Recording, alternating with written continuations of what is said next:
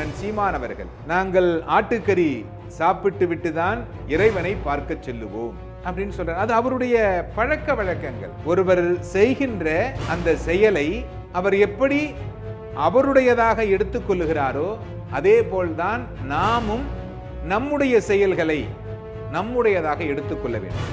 நீங்க எதை வேணாலும் சாப்பிட்டுட்டு போகலாம், ஏன்னா உங்களை நிறைய பேர் பார்த்துக்கிட்டு இருக்காங்க. அதை நீங்கள் மறந்துவிடக் கூடாது. உங்களை ஒரு தலைவராக ஏற்றுக்கொண்டு உங்களோடு ஒரு சிலர் வாழ்ந்து கொண்டிருக்கிறார்கள். அவர்களுக்கு நல்ல வழி காட்ட வேண்டும். நீங்கள் எப்படிப்பட்டவராக வேண்டுமானாலும் இருக்கலாம், அது உங்களுடைய சுதந்திரம். நீங்கள் யாருடன் கூட வேண்டுமானாலும் இருக்கலாம், அது உங்களுடைய சுதந்திரம். ஆனால் உங்களை பார்த்து உங்களுக்கு பின்னால் வந்து அவர்கள் கஷ்டப்படக்கூடாது என்றால் உங்களுடைய தனி வாழ்க்கை உங்களோடு இருக்க வேண்டும். உங்களுடைய தனி வாழ்க்கையை பொது வாழ்க்கையாக கூடாது. அப்படி பொது வாழ்க்கையாக உங்கள் தனி வாழ்க்கை வர வேண்டும் என்றால் நீங்கள் உத்தமராக இருக்க வேண்டும். எப்படி?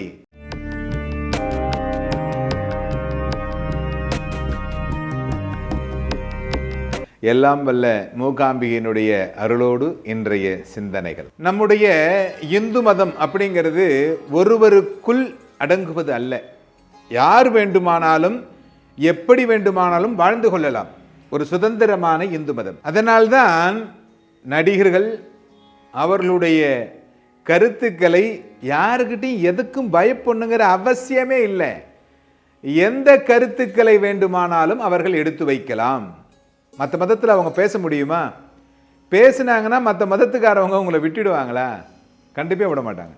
ஆனால் இந்து மதத்தில் மட்டும் பாருங்கள், அவர்கள் எப்படி வேண்டுமானாலும் பேசலாம். நம்ம அண்ணன் சீமான் அவர்கள், நாங்கள் ஆட்டுக்கறி சாப்பிட்டு விட்டுதான் இறைவனை பார்க்க செல்லுவோம் அப்படின்னு சொல்றார். அது அவருடைய பழக்க வழக்கங்கள்.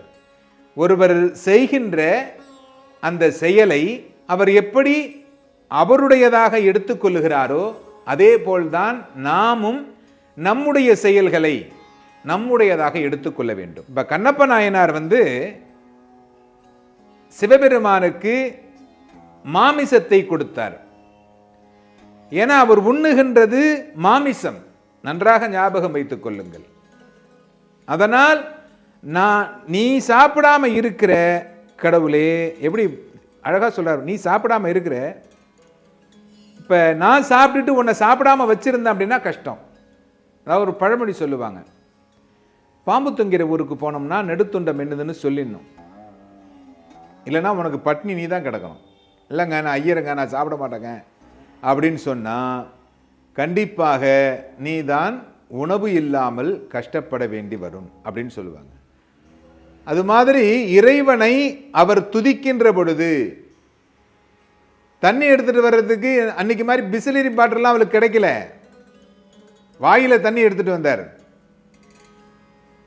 வாயில தண்ணியை எடுத்துக்கிட்டு வந்து அந்த வாயில இருக்கிற தண்ணியினால் அபிஷேகம் பண்ணினார். மாமிசம்தான் அவருக்கு கிடைத்தது. அவர் ஒரு வேட்டையாடக்கூடியவர். மாமிசம்தான் அவருக்கு கிடைத்தது. அந்த மாமிசத்தை தான் அவர் படைத்தார். ஆனால் அவர் பாருங்க, சிவபெருமானுடைய கண்ணிலிருந்து கண்ணீர் வருகிறது என்ற உடனே தன் கண்ணை எடுத்து அந்த சிவபெருமானுக்கு வைத்தார். அண்ணன் சீமான் சொல்லுகிறார், நான் கறி சாப்பிட்டுட்டு தான் போவேன் கடவுளை பார்க்கறதுக்கு. நீங்க எதை வேணாலும் சாப்பிட்டுட்டு போகலாம், ஏன்னா உங்களை நிறைய பேர் பார்த்துக்கிட்டு இருக்காங்க. அதை நீங்கள் மறந்துவிடக் கூடாது.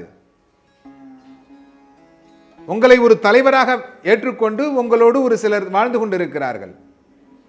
அவர்களுக்கு நல்ல வழி காட்ட வேண்டும். நீங்கள் எப்படிப்பட்டவராக வேண்டுமானாலும் இருக்கலாம், அது உங்களுடைய சுதந்திரம். நீங்கள் யாருடன் கூட வேண்டுமானாலும் இருக்கலாம், அது உங்களுடைய சுதந்திரம். ஆனால் உங்களை பார்த்து உங்களுக்கு பின்னால் வந்து அவர்கள் கஷ்டப்படக்கூடாது என்றால் உங்களுடைய தனி வாழ்க்கை உங்களோடு இருக்க வேண்டும். உங்களுடைய தனி வாழ்க்கையை பொது வாழ்க்கையாக கூடாது.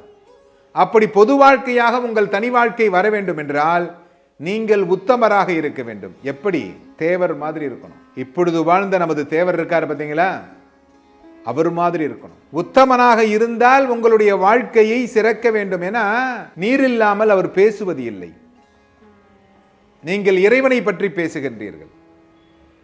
அப்படி இறைவனை பற்றி பேசுகின்ற பொழுது நான் மாமிசம் உண்ட பிறகுதான் இறைவனை பார்ப்பேன் அப்படின்னு சொல்றீங்க. அது உங்களுடைய தனிப்பட்ட சுதந்திரம், அதில் யாரும் தலையிட முடியாது.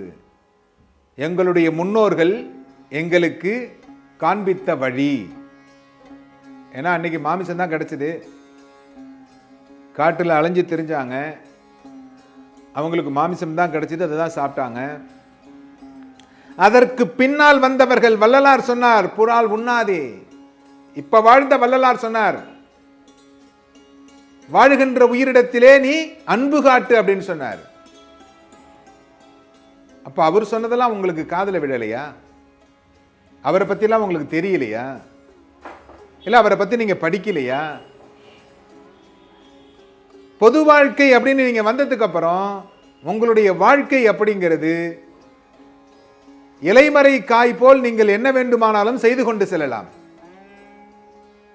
ஆனா பொது வாழ்க்கையில் எப்பொழுதுமே நீங்கள் நல்லவராக காண்பித்துக் கொள்ளுங்கள்.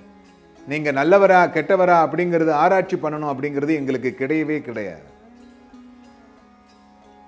ஆனால் உங்களுடைய கருத்துக்களை மற்றவர்களிடத்திலே திணிப்பது அப்படிங்கிறது அது தவறான செயல். ஏன்னா கண்ணப்ப நாயனார் கண்ணை எடுத்து கொடுக்கிறார், அந்த தன்னுடைய கண்ணை எடுத்து வச்சிட்டாரு. அன்பை பாருங்கள். இந்த அன்பையெல்லாம் நீங்க சொல்லல, நான் கறி சாப்பிட்டுட்டு போறேங்கிறத மட்டும் சொல்றீங்க. அவர் எவ்வளவு அன்பு சிவன் பெருமான் மீது வைத்திருந்தார், அதை நீங்க சொல்ல மாட்டேங்கிறீங்க. அடுத்த கண்ணில் தண்ணி வருது, ஆஹா அடுத்த கண்ணிலையும் தண்ணி வருது, இந்த கண்ணையும் எடுத்து வைக்கணுமே. எப்படி வைக்கிறது? தன்னுடைய காலை தூக்கி அந்த கண்ணில் தண்ணி வர்ற காலில் வச்சார். தன்னுடைய காலை எடுத்து அந்த தண்ணி வர்ற காலில் வச்சுட்டு கண்ணில் வச்சுட்டு இன்னொரு கண்ணையும் எடுக்க போனபோது தான் சிவபெருமான் காட்சி கொடுக்கிறார். அன்புங்கிறது அப்படி இருக்கணுங்க. அடுத்தவர்களுக்காக வாழ வேண்டும் என்று நீங்கள் வந்துவிட்டால் உங்களுடைய வாழ்க்கை, பொது வாழ்க்கை எப்படி இருக்கணும்? சிறப்பானதாக இருக்கணும். அந்த சிறப்பிலிருந்து நீங்க நழுவி போயிட்டீங்கன்னா நீங்க பப்ளிக்கிலேருந்து வெளில வந்துடணும். பொது வாழ்க்கையிலேருந்து வெளியில வந்து நானும் ஓட்டு போடுறதுக்கு மட்டும்தான் வருவேன் அப்படின்னு சொல்லணும். அதை விட்டுட்டு நீங்க நான் மாமிசம் சாப்பிட்டு விட்டுத்தான் கோவிலுக்கு செல்லுவேன், நான் இப்படித்தான் இருப்பேன், இப்படிப்பட்ட தவறான கருத்துக்களை பதிவு செய்யாதீர்கள். ஏன்னா உங்களோடு இருக்கக்கூடியவர்கள் நன்றாக இருக்க வேண்டும் என்று நீங்கள் நினைத்தீர்களேயானால், அவர்களை நீங்கள் வழிநடத்த வேண்டும் என்று நினைத்தால், நீங்கள் எவ்வளவு பெரிய ஆட்களோடு பழக்கமானவர்களாக இருந்தாலும் அந்த ஆட்கள் உங்களை எப்படி வழிநடத்தினார்கள் என்று பாருங்கள். உங்களோடு இருக்கின்றவர்களை நீங்கள் நல்லவர்களாக வைத்துக் கொள்ள வேண்டும். அவன் எந்த தவறும் செய்துவிடக்கூடாது. சமுதாயத்தில் அவன் நல்லவனாக வாழ வேண்டும் என்று நினைத்தால் நீங்கள் உங்களை மாற்றிக்கொள்ளுங்கள். எல்லோரும் இன்புற்றிருக்க சுவாமிநாத சுவாமியை பிரார்த்தனை செய்கிறேன்.